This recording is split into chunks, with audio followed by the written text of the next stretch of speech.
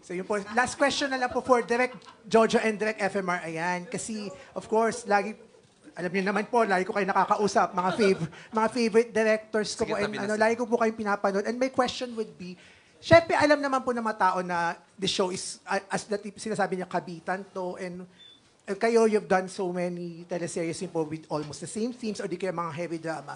Ang ano ko lang po Bilis is, magsalita ni Franz? No, charot lang. what is it about Lin lang po na kunwari, may mga hindi, syempre meron pa rin naman pong hindi nakakanood. Napag kayo po yung tinanong namin, why do we have to watch Lin lang? What is it about na you should watch? Aside from the thought na ay kabitan to na kahit saan talagang parte ng mundo po, meron at merong kabitan na nag-hit, di ba? What is it about Lin lang that... Yung bang hindi pa daw subscribe na for us to convince them to watch? Why should we watch Lin lang? For me kasi, it's research-based talaga ng totoong tao. Makikita niyo dun sa mga eksena na parang from the interview nung isa talagang nangaliwa na babae, hindi niya ginagamit ang totoong sasakyan niya. Lumilipat siya ng ibang sasakyan. Ay, sa hotel, sa day iwan. Ayan, yung ganon. Tapos, never titira sila sa malapit dun sa legal. Paano Yun yung pag mga walang- research na, kasi para hindi ka pagdudahan. Ay, ang So, galing. may mga ganun na from real person talaga na na-interview ng researchers na nasulat ng mga writers. Ako naman sa kotse ko ako sumasakay. Charot lang. So may mga ganun na parang, may mga eksena talaga na, ganun. May mga behind the... Yun, yung mga... Okay. Bakit ka natatawa, Franz? Siya si Mami. Parang kasi minsan, sa ka-direct, di ba parang isipin mo, akala mo sa teleserye lang nangyari. Pero now, kayo na yung gumaya talaga. Yes. Sabihin Na parang, naman mga fans, saya-saya nyo dyan. so siguro nga, kaya rin pumatok because the real people who's watching, parang nangyayari sa akin yun. Parang ako yun. Ako si Juliana. True. Parang ganon. Wala lang umaamin dito sa ano sila sa Julia. Ako si Juliana na lang. Go direct.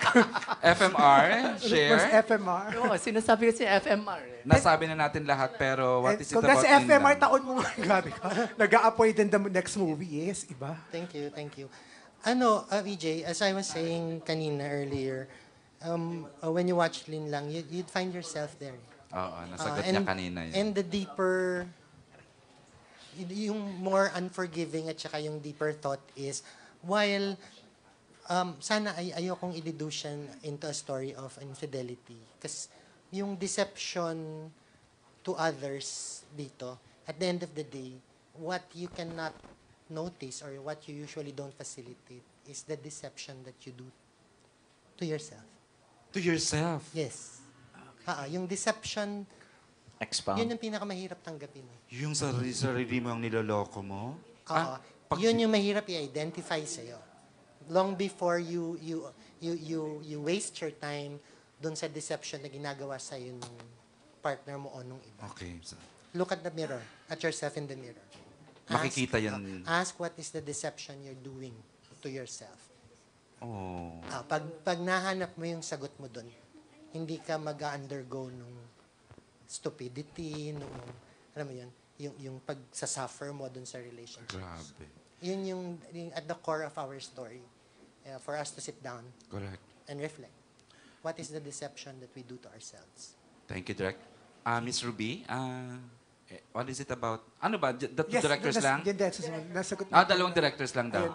Okay. And on that note, congratulations po again. Great show. Yes. Thank you, co-host. Charot lang. Love you, mother. And for the last question talaga, sorry, Mark Pilobello, kinikil na niya kasi overtime na raw. But we can accommodate Miss G. Juliana ng Malaya for a question or two. Or three. Charot. One lang, actually. This is for everyone. You have such an amazing cast. A really, really, really good story by Sir Enrico. And, of course, ang galing-galing ng mga directors. So, all of you receive the praise with such graciousness. Deserve nila, no, Miss And G, no? Oo. Pero, sige, kung may magtatanong naman sa inyo, how do you handle criticisms naman with the same graciousness? Paano nyo ginagawa? To make it balance. How do you deal with that? The two directors. Ako, I engage in a discussion. Kasi Ano po yan eh. Ay, talaga? Pag tumayo ka at gumawa ka ng isang kwento, pinag-aaralan mo, you do research. You, as much as possible, dissect the characters. Tapos may magbibigay sa'yo ng opinion. You validate. Kasi there are valid opinions and meron naman yung, alam mo yung hindi na pinapansin kasi it's Wala, way out mema of lang. it's way out of the discourse. I engage discussion because, for one, I want to learn. I want to see a different perspective. And it's only with that, maski naman sa artista po di ba? Our work is majorly about humanity.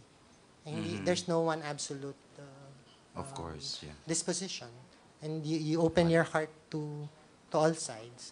Kasi hindi rin naman siya makikipag-discourse sa iyo kung hindi niya sa tingin may punto siya o tama siya. And so, yun, I engage in the discussion. Discussion. And from there, pick up the Okay. lessons that would help us better ourselves as creators and artists. Direct, Jojo. The criticisms, performance, mounting. Although Yes. wala pa ako nabasang criticism. Kasi ano naman parang we're not naman perfect people. So, may mga magagawa ka talaga na gano'n. So, eventually, i-correct mo siya one by one, pag gano'n. Plus, may discussion naman talaga with the group. Hindi- Kung paano susolusyonan. Oo. Minsan with creatives, kung medyo sobrang biglang ang sama-sama na ni Juliana. So, i-gradual natin ng konti. Parang gano'n. Pag may mga actors na hindi siya nakaka-deliver, di ba? You have Yes, to yes. ina-address nyo in the next taping days, ganyan, di ba? Oo. Okay. Same with the cast, right, Miss Yes, G? please. Miss Ruby, how do you address criticisms? Kahit sa'yo, o sa co-actor mo, o sa mounting, na wala pa ako nababasa about mounting Or kung may and advice story. kayong maibibigay sa mga on how to handle criticism in a good way. One is to acknowledge the criticism. Iba yung tatanggapin kung tingin mong nag-agree ka. One is to acknowledge kasi valid naman yung opinion ng bawat iba. Maaring hindi niya, kunwari hindi kayo nag-agree nung kung sino nag-criticize. But keep your mind open kasi maybe that person sees it from another perspective and iba rin yung tingin mo dun sa For example, halimbawa lang merong criticism sa isang eksena na ganito, ganito, ganito.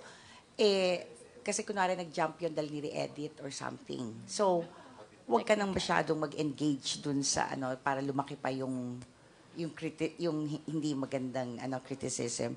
But you're confident that later on, they would see the entire context of that scene. Yan. Thank you. Brilliant. Thank you, Miss Ruby. Kyla. Sorry. I keep saying Kayla. Sorry. It's okay, Kyla po. Yeah. Like what Tita Ruby mentioned. Anong criticism na natanggap mo based on your social observation or monitoring, Kyla? As Sylvia? Parang wala. Mostly it's about my physical appearance. Mostly. Which is? Sorry, don't mention ako ano man yan. Parang wala naman. Yeah, meron. Meron. And then, you know what? It's okay. Like, I feel like, as artists also being in front of the camera and also being so open to public scrutiny that it comes with the territory. So it really doesn't bother me so much. Siguro how to handle criticism, I also acknowledge it, and because I feel like we all still have so much to learn and so much to experience naman. I mean, Tsaka learning. pag-ilan mo pa lang din Yeah, to, learning pero- never stops naman eh. So I value it also kasi marami naman ako matututunan from that. But I feel like some comments kasi can just be like mean and hateful. True. And I hope that we, stop posting mean and hateful comments towards a person because it doesn't make any of us better anyway. Oh, that's beautiful. So, I hope we can all be kinder also in the way we critique With whether sa iyo, certain sa co-actors artists. niyo, Yeah, kasi hindi naman natin alam yung impact and yung effect nun on someone's mental well-being. So, I hope we can all be nicer. Thank you. So sweet. GM, as an actor, criticisms in Linlang. Meron ba? Meron po. May mga nababasa po ako na Performance as an actor, ha? yes, opo, na kinikriticize ako. Na hindi sila masyado naniniwala na lawyer ako. Okay. Na mga ganun. Pero yun nga, How do you handle, sabi nga po nila, Tita Robin and si Kyla, is to acknowledge it. I'm open to it. Stay grounded na marami pa akong kailangan matutunan. And siguro, in terms of preparation, marami pa akong kailangan i-invest.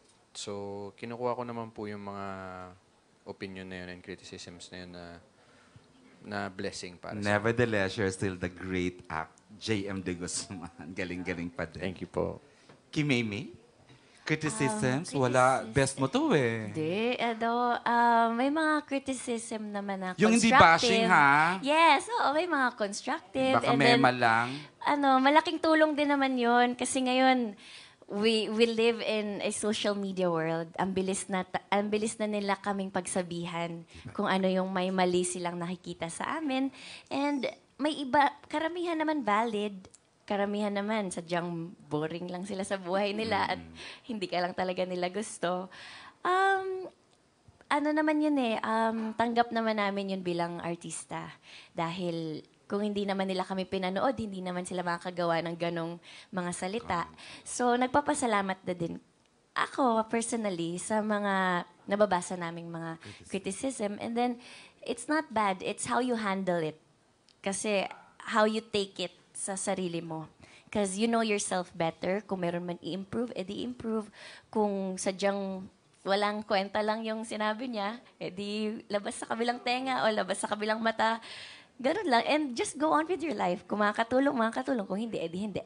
Maraming salamat. Nice. Thanks, Kimay. And Paolo. Maybe it would be closely like what Direk answered. You know, I love hearing opinions, criticisms, or whatever they want to call it. Some of them are true. Parang some are baseless. So yung mga baseless, parang just brush it off, then maybe concentrate on yung mga criticisms na alam mong makakatulong sa betterment ng craft mo or ng well-being mo. Thank you. Thank you so much, everyone. Thank you. Okay, and with that last word from the rest of the cast, we'd like to thank you all for coming as we present to you the lead actors of Linlang. Ito na po ang ating mid-season launch and Thanksgiving MediaCon of course from Prime Video and the rest of the production, Miss Derek Eric Salud, Miss BG Soldao, and of course Miss Princess Gavino, and of course sila Jeannie ng post natin at saka si Joe. Everyone, thank you. We'd like to request the rest of the please rise, please stand up for a photo op. Wala si Inay, she left ahead of okay, sorry, we'll do. Ayan, Aaron, you're ano na.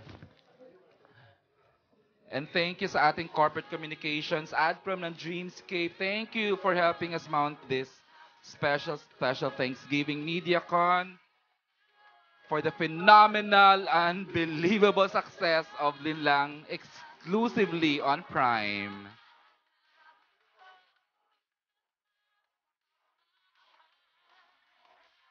Ay, lakas.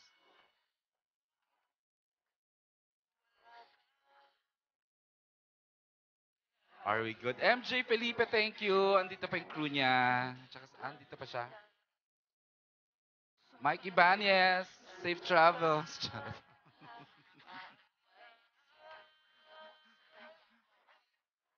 We're serving cocktails. Yung The Mexican by Cocktails Manila. We're serving cocktails. Mexican themed tayo ngayon because Mexican. Charing na. Charot. Wala. Okay, enjoy the rest of the afternoon. Have a happy Halloween. Thanks, Direk FMR. Thanks, Direk Jojo. Everyone.